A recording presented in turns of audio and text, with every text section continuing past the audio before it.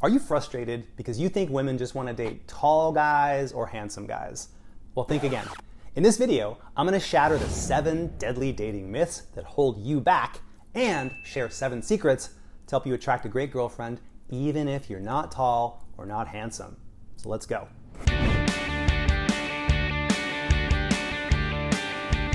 I'm best-selling author Connell Barrett, the best dating coach in America according to Psychology Today. Thank you, Psychology Today. I help nice guys and introverts attract their dream girlfriends by being authentic. No creepy pickup artist tricks needed. I'm about to shatter the 7 deadly dating myths that are killing your confidence and give you 7 tested tips to attract wonderful women. Now, before I do, let me share a quick story. I want to tell you about how not to talk to women. As a dating coach, I like to play wingman for my clients. We go to bars and clubs together and I help them approach women. One night, many years ago, I was out with my client Jason at a rooftop lounge in Hollywood. It was our first night together and I'm watching him approach women for the first time. Jason, by the way, is a plastic surgeon in Beverly Hills. He approaches 2 very stylish, attractive women who are drinking martinis. He says, "Hi there." And as he says that, he hands a black and gold business card to one of the women and says, "I'm a celebrity plastic surgeon." Gives her the card. And the women were confused at first. They were like, is he looking for clients? Do I need a nose job? One woman actually covered her nose self-consciously. Then they realized, oh my God, this is his pickup line. And they literally laughed at him. They laughed and said, "Nice meeting you," and they walked away. Harsh rejection. So I took Jason aside and I shared with him why his approach was rejected. I basically said, look, you tried to impress them and it turned them off. And when you try too hard to impress women with money, it comes off as overcompensating and it actually tells a woman that you're beneath her. And a woman doesn't want to date a guy who's beneath her. So basically, Jason had his head up his assets. He had bought into this myth that the road to a woman's heart is traveled in a Lamborghini. That is just not how it works. He thought women just want rich guys, but that's a myth. In reality, having cash or a cool job is a nice bonus to women, sure, but it doesn't give them what they really want the most: a good-hearted, authentic man who has confidence in himself. By leading with his wallet, Jason, who's a great guy, by the way, was actually saying to the women, I don't have confidence in myself, so I'll compensate with money and status. So the idea that women only want to date rich men, this is one of the 7 deadly myths that hurt men's dating results. So let's go through these myths and let's replace them with the truth. And I'm also going to give you a new dating move for each of these myths so you can go out and create some connections with some pretty wonderful women. Deadly myth number 1. It's all about looks with women. But the truth is, your looks don't matter. Not really. Hey, if you have chiseled Hemsworthian features, good on you. But take it from a guy who's dated countless beautiful women, despite looking like a Weasley brother, your looks don't matter all that much unless you make them matter. Why does this happen? Well, as men, we tend to value physical beauty in women more than women value it in us. The reason is in part because men are very visual. We love a pretty face, an attractive figure. And because men prioritize looks, we project our preferences onto women and assume that women see us the same way. Now, sure, lots of women would be happy to have a super hot guy in her life, no doubt. But good looks are down the list on most women's must lists. There's a poll actually by the health app Clue, and 64,000 women were asked about the trait they most want in a man, and physical attractiveness didn't even crack the top 10. Here's your new move. Combine funny and flirty. To women, a man with good looks is like a jacuzzi. Nice to have, but way overrated. Most women don't really care. So, what do most women want, especially when they first meet you? Well, I've been on over 1,000 first dates, and I can tell you that almost all women want a man who can be funny and flirty. Funny and flirty is magic to women. Other than having confidence in your authentic self, being funny and flirty is your most powerful tool in your dating toolbox. So try this funny, flirty move the next time you're on a date or talking to a woman in person who you're into. First, ask her for her opinion on your outfit, your style. Make sure you dress great, by the way. She'll look down at your shirt, and as she's doing that, pretend that she's looked a little bit too long and say, excuse me, my eyes are up here. Hey, I know I'm a snack, but please don't objectify me. And make sure you say this with a playful little smile. I call this move the romantic role reversal. Instead of you, the man, objectifying her, which makes women raise their guards, you're playfully pretending that she's turning you into a sex object. You're giving her the power, which is disarming, and you're showing confidence in yourself by conveying that you're hot enough to be leered at. The romantic role reversal blends humor, flirtatiousness, and playfulness. And when you do it right, it's irresistible.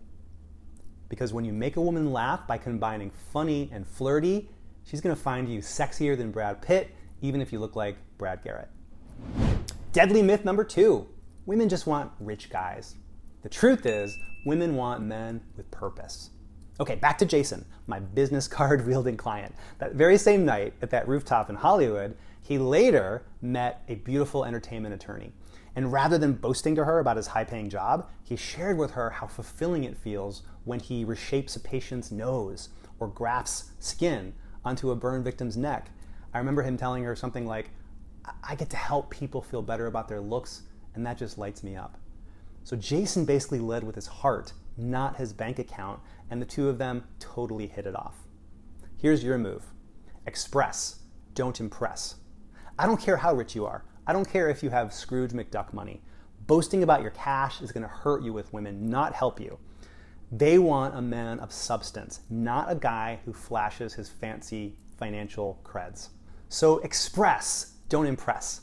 Convey the passion you have for the work you do. Share with women what you love most about your job or your career, how it makes you feel, who it lets you help. And if you're not making 6 or 7 figures, no sweat. Women are drawn to men of passion and purpose. So talk about your career ambition, or talk about what excites you about your job, or talk about your vision for the future. Passion and purpose are cooler to women than the fastest sports car. Deadly myth number 3, women aren't into short guys. But here's the truth. Women like confident guys of all heights. Women don't necessarily want tall guys. A lot of women want men who just aren't shorter than they are. And by the way, the average American woman is 5'4". So if you hit that spot or higher on the tape measure, you have lots of options, a lot. And you can also attract girls who are taller than you. Because for women, it's not really about a guy's height. It's about how a guy's height makes her feel. Namely, feminine, smaller, safe. A shorter man can give her those same feelings by adding muscle at the gym, by carrying himself with confidence, by using his voice in a dominant way, or getting really great at flirting. So here's your move. Be a confident man with a confident plan. Women love a leader. When it comes to dates, never say, so what do you want to do? Have a plan. Lead. Pick a place that she's going to love for that drink, for that first date. Have a second spot in mind to go to. Know where you're taking her and do it with decisiveness. Say things like, oh hey, let's go to cool, awesome place. You're going to love it. Here's a quick story. My client Aaron is 5'6". He recently confidently walked up to a 6-foot stunner woman in heels, so she's really 6'2". He was authentic, he was flirtatious, and he confidently suggested a coffee date, and they went on an instant date. Even though she is 6 inches taller than he is in heels, she was catnip to him because he was so confident in who he is, and he was confidently suggesting a plan. Deadly myth number 4.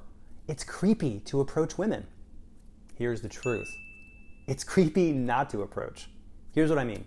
When I first started going out to meet women, I was at a trendy hotel lounge in New York City one night. I was with my wingman, and he challenged me to approach a table where this really cute brunette and her blonde friend sat with this big, muscular guy. Now at that point, I was still nervous about talking to women, let alone dealing with a potentially pissed off boyfriend. And this guy was huge, okay? He was like a bottle of muscle milk made flesh. But I used all the courage I had. I walked over, I grabbed an empty chair, I sat down, and I just said hello. The brunette's eyes widened, and she leaned forward and she said, oh my God, you came right up to us and just said hi. Do you know who you are? And I thought, a creep who's about to get his butt kicked? And she said, you're normal. Then she tilted her head over to a different guy, a couple tables away, and she said, see that guy over there? He's been staring at us all night and it's creeping us out. By the way, the big muscular guy, he was just a friend. He was not dating them and he was totally cool.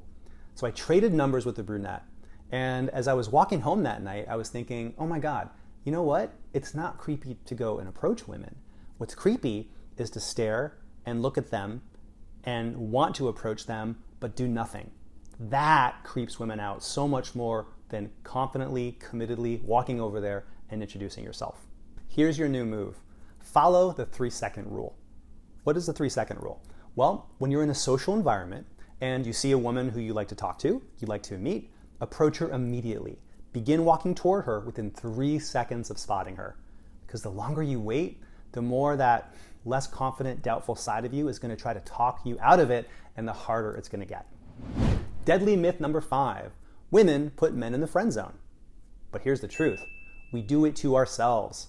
Women don't put us guys in the friend zone. As men, we do it to ourselves. How? By treating women like platonic pals, by playing it safe, by not flirting, by not making moves. Here's your new move. Pull her pigtails. Not literally. A lot of women enjoy when a guy teases her. It's a playful way of saying, hey, I like you. The trick is to tease a woman for silly, trivial things, not anything that she would take personally. So let's say she's 10 minutes late for your date, or her favorite movie is Legally Blonde. Tease her for being late.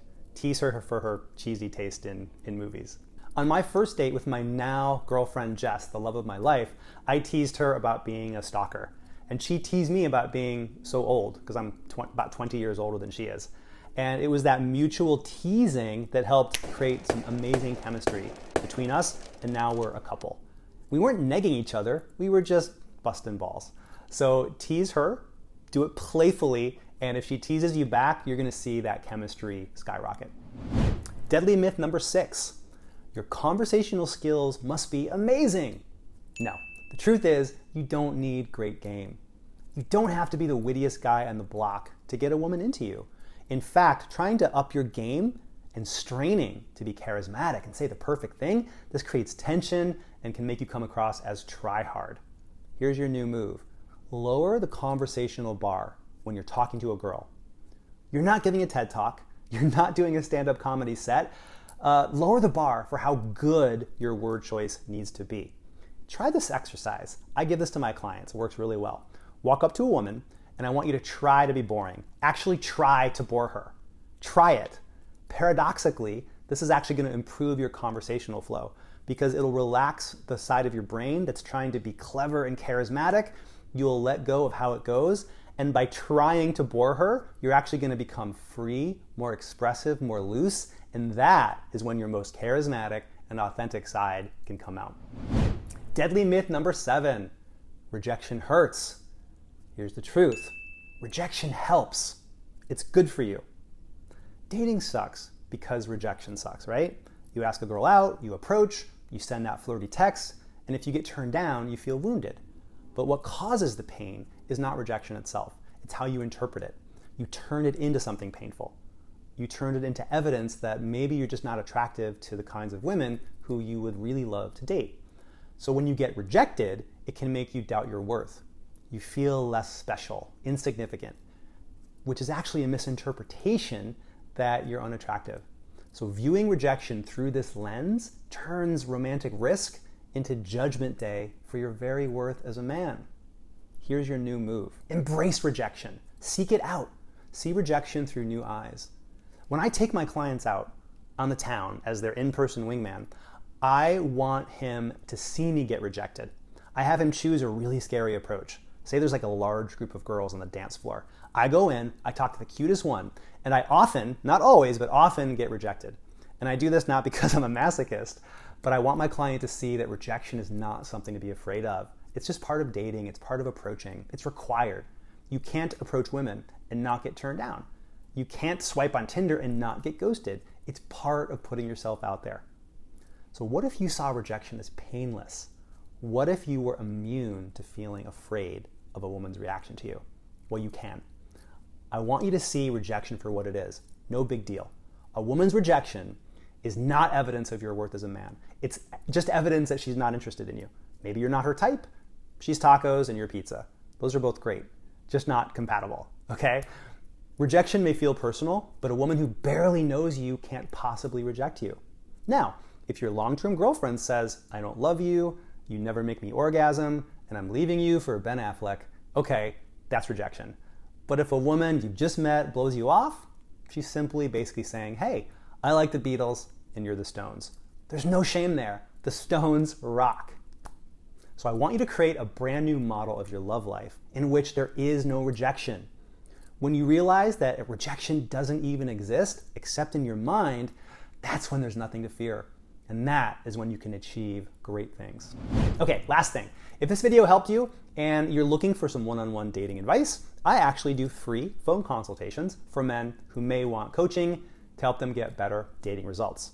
My coaching is for nice guys and introverts who have a good career and really good friends, but they just don't have the kind of dating results they want. So just click the link in the description if you would like to book a free call to talk about coaching. Or go to datingtransformation.com and book a free call with me that way. Again, datingtransformation.com, book a call, or click the link down below. And remember, your dream girlfriend, she's out there and she already likes you. She just has to meet the real, authentic you.